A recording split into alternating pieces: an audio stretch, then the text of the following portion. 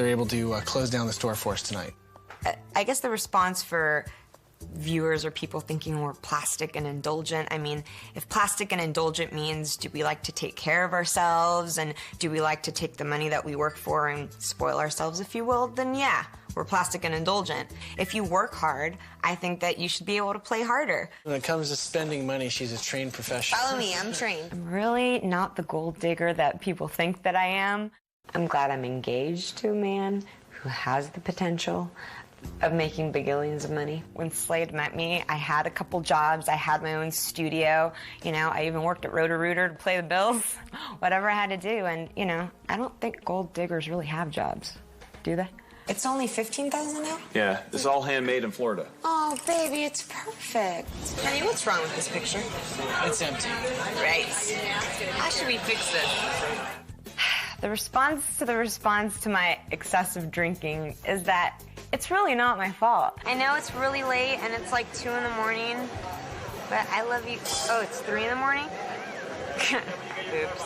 It just so happened that every time there was a shot, I'd have a drink in my hand, and because I cannot tell you how much weight you can gain by drinking. And the minute that I cut back, which I have, it's just amazing the pounds that shed off. I love Jo to death, and I want her to have a good time, but at the same time, Jo doesn't know when to stop.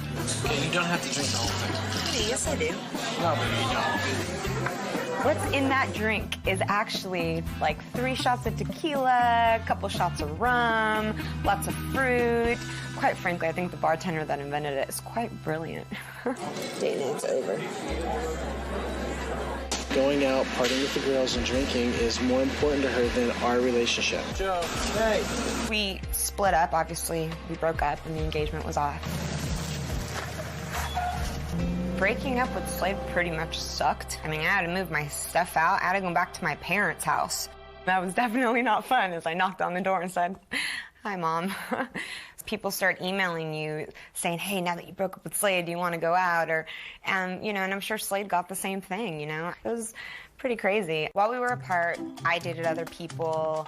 He dated other people. One of the girls was Lori that Slade had been dating. He never liked to party. He never went out. And like right when we broke up, all of a sudden, everywhere I was, he was there too. Clubs, restaurants. I was actually in LA at a club randomly with my girlfriends and saw, who do you know, Lori and Slade dancing on the dance floor. I was like, oh, no, she didn't. Well, I know that there was a little conflict there between Jo and Lori. I actually went up to Slade and I kind of went, and he turned around. And the response was, nice date. And he's like, it's not a date, Jo. I'm like, hello, you were freaking her on the dance floor. Don't tell me it wasn't a date. We just turned around and we walked away, and I looked back and his face was whiter than it usually is. That was kind of my realization point. Like, I was either gonna let it go or I was gonna do something about it. I got pissed, didn't want anything to do with him. He kept calling and sending flowers and telling me that I didn't understand and it's not what it looks like. I don't want anybody else. I'm not gonna lie, I felt a little betrayed. You think that somebody's your friend, you invite her to your birthday party, she brings you a present, and then the next thing you know, she's trying to hit it with your man. Now when I see her, I just gotta put my head up and, you know, be civil with her. I don't gotta be friends with her, but definitely, I can be a grown-up about it. You could be who? Jo's mother. Who's Jo? Oh, Jo. Yeah. Where's Jo? She'll be here. She said she might bring a date or 5 friends with her. When Slade and I were working on trying to get back together, Kimberly had called me and told me that Slade and Lori were still secretly dating behind my back and that Slade was sleeping with her. And I come to find out later that, you know, it wasn't true. She was trying to get back at us because we didn't stick up for her at a radio interview that we did. I don't really talk to her much anymore. You gotta just take it for what it is. It's gossip.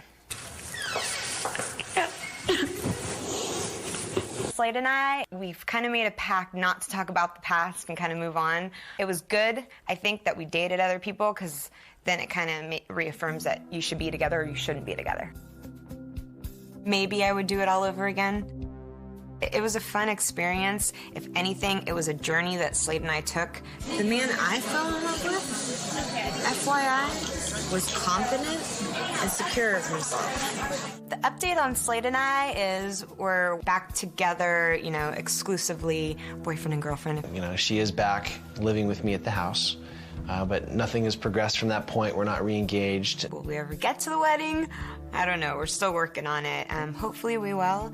Hopefully we find a nice balance between family and nightlife. The biggest struggle for me is there's this girl who I think is so perfect for me, yet there's just enough of a difference that is keeping her from really being that girl. I like to have a drink every once in a while. Alcohol and youngness, good combo. No ring on my finger yet. Hopefully we can do something about that. But no, not really anything else. I pretty much spilled the beans.